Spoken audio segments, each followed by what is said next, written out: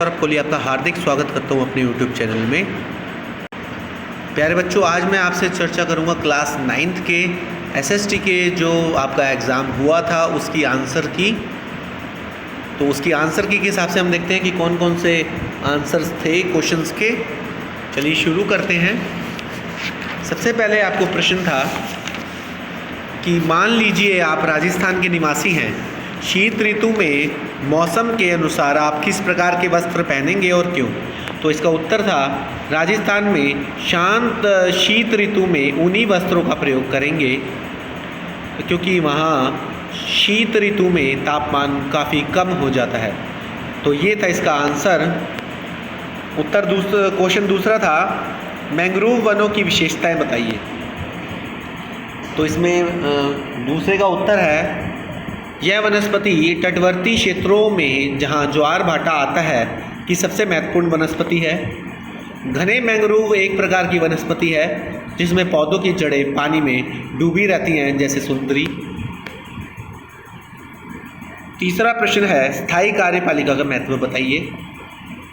स्थायी कार्यपालिका को प्रशासनिक सेवक भी कहते हैं, जिन्हें लंबे समय के लिए नियुक्त किया जाता है। वह सत्ताधारी पार्टी के बदलने के बावजूद अपने पदों पर बने रहते हैं तथा राजनीतिक कार्यपालिका को रोजमर्रा के प्रशासन में सहायता करते हैं। यह अधिक शिक्षित होते हैं और उन्हें अपने विषय में अधिक महारत और जानकारी होती है। इनके द्वारा ही नीतियां आम जनता तक पहुंचाई जाती हैं। या कोई अन्य दो बिंदु। प्रश्न चौथा था भारत वनस्पति जगत तथा प्राणी जगत की धरोहर में धनी क्यों है? भारत के विभिन्न क्षेत्रों में अलग अलग प्रकार की जलवायु पाई जाती है, जिसके कारण वनस्पति एवं वन्य प्राणियों में विविधता व्याप्त है। सरकार द्वारा किए जा रहे प्रयास, ये पॉइंट थे इसके। प्रश्न पांचवा मॉनसून अभिक्रिया की व्याख्या कीजिए।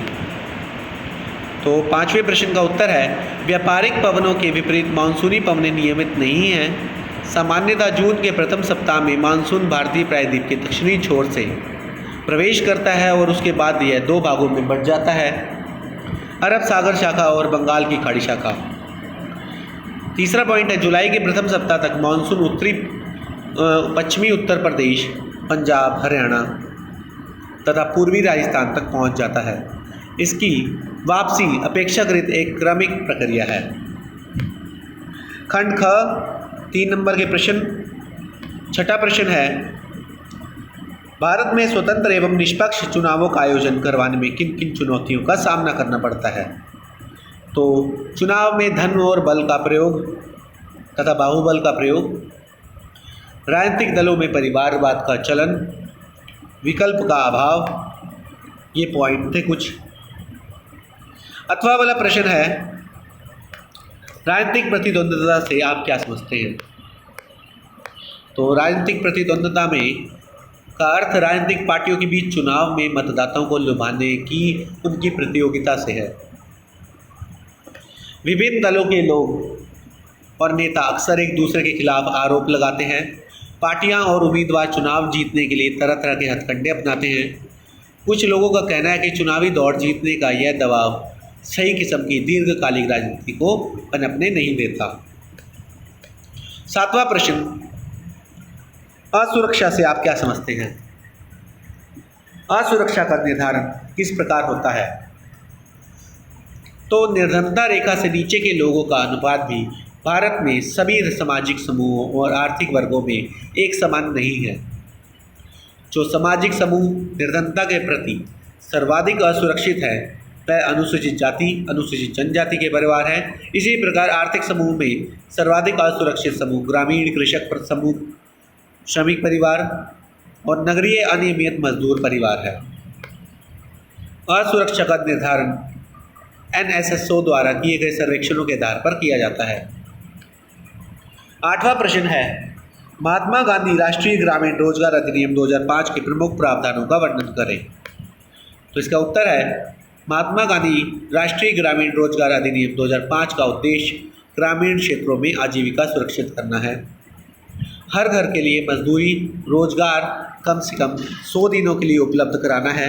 इस प्रावधान के तहत 1/3 रोजगार महिलाओं के लिए सुरक्षित किया गया है।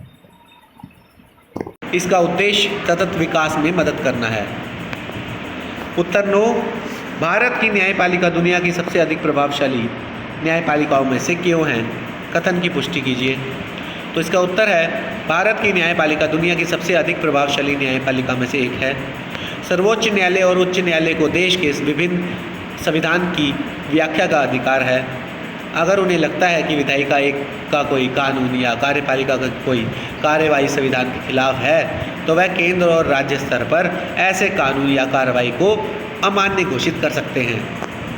इसी तरह जब उनके सामने किसी कानून या कार्यपालिका की कार्रवाई को चुनौती मिलती है, तो वह उसकी संवैधानिक वैधता तय करते हैं।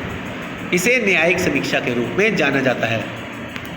भारत के सर्वोच्च न्यायालय ने यह भी फैसला दिया है कि संसद संविधान के मूलभूत सिद्धांत को नहीं बदल सकती। भारतीय न्यायपालिका के अधिकार और स्वतंत्रता उसे मौलिक अधिकारों के रक्षक के रूप में काम करने की क्षमता प्रदान करते हैं। अथवा में प्रश्न है, भारत में प्रधानमंत्री का पद सबसे अधिक महत्वपूर्ण क्यों है? क्योंकि भारत में कैबिनेट के भीतर सबसे प्रभावशाली व्यक्ति प्रधानमंत्री होता है। वह कैबिनेट की बैठकों की अध्यक्षता करता है। वह विभिन्न विभागों के कार्यकाल समन्वय करता है। विभागों के विवाद के मामले में उसका निर्णय अंतिम माना जाता है। सारे मंत्री उसी के नेतृत्व में काम करते हैं। प्रधानमंत्री मंत्रियों को काम करने का वितरण में पुनर्वितरण करता है। उसे किसी मंत्री को बर्खास्त करने का भी अधिकार होता है। जब प्रधानमंत्री अपना पद छोड़ता है तो पूरा मंत्रिमंडल इस्तीफा दे देता है। प्रश्न 10वां है, जर्मनी में हिटलर के उदय के कारणों की व्याख्या कीजिए। तो इसका उत्तर है, वर्साई की संधि, आर्थिक मंदी, हिटलर की भाषण शैली, हिटलर द्वारा राजनीतिक शैली का रचना, नात्सियों की प्रचार कला आदि। अथवा में प्रश्न है, नात्सियों के नस्ली कल्पना लोक से आप क्या समझते हैं? युद्ध के साए में नात्सी अपनी कातिलाना नस्ली कल्पना लोक आदर्श विश्व के निर्माण में लग गए। पराजित पोलैंड को पूरी तरह तहस नहस कर दिया गया और इसका ज़्यादातर हिस्सा जर्मनी में मिला लिया गया। जर्मन साम्राज्य में मौजूद तमाम अवांछित तत्वों को जनरल गवर्नमेंट नामक इलाके में लाकर रखा जाता था। पोलैंड के बुद्धिजीवियों को बड़े पैमाने पर मौत के घाट उतारा गया और आर्य जैसे लगने वाले पोलैंड के बच्चों को उनके माँ बाप से छीनकर जांच के लिए नस्ल विशेषज्ञों के पास भेजा गया। जनरल गवर्नमेंट में कुछ विशालतम गुटों और गैस चैम्बर भी थे जहां यहूदियों के बड़े पैमाने पर मारा जाता था। अब है सेक्शन डी, पैसेज यानी कि अनुच्छेद। अनुच्छेद में एम.एन. रॉय कौन थे? मैक्सिकन कम्युनिस्ट पार्टी के संस्थापक और भारत, चीन व यूरोप के कॉमनटन के प्रमुख नेता। किर्गिज लोगों ने कौन सा नारा लगाया? इनकलाब जिंदाबाद। अगला प्रश्न है, किर्गिज लोगों के लिए क्रांति का क्या अभिप्राय था? वह एक बार फिर अपनी मातृभूमि के स्वामी बन गए थे। नेक्स्ट पैसेज है, भारत में 1950 से 1990 तक के किन दशकों में आर्थिक समृद्धि दर सबसे अधिक थी? 80 से 90 के दशक में। आर्थिक समृद्धि किस प्रकार निर्धनता उन्मूलन में सहायक होती है? तो उत्तर है, शिक्षा में निवेश करके। तीसरा है, आर्थिक समृद्धि किस प्रकार निर्धनता उन्मूलन में सहायक होती है और भारत में लड़कियों की शिक्षा को किस प्रकार प्रोत्साहन किया जा सकता है? तो आर्थिक समृद्धि अवसरों को व्यापक बना देती है, मानव निवेश या मानव विकास में निवेश के लिए आवश्यक संसाधन उपलब्ध कराती है। अब मानचित्र की बात करें, जर्मनी को बताना था और राजाजी वन्यजीव अभयारण्य उत्तराखंड और क्या क्या चीज़ें पूछी गई है मैप में देखें। वर्ल्ड में जर्मनी को देखें हम, ये जर्मनी है। अगला बताया गया है वूलर झील जम्मू कश्मीर, राजाजी वन्यजीव अभयारण्य और शिवपुरी मध्य प्रदेश। तो इस प्रकार ये पूरी जो हमारा आंसर की कंप्लीट होती है। बच्चे घबराए नहीं, अगर अपनी तरफ से भी उन्होंने आंसर लिखा है और रेलिवेंट आंसर लिखे हैं तो सही ही होंगे। तो धन्यवाद अभी के लिए।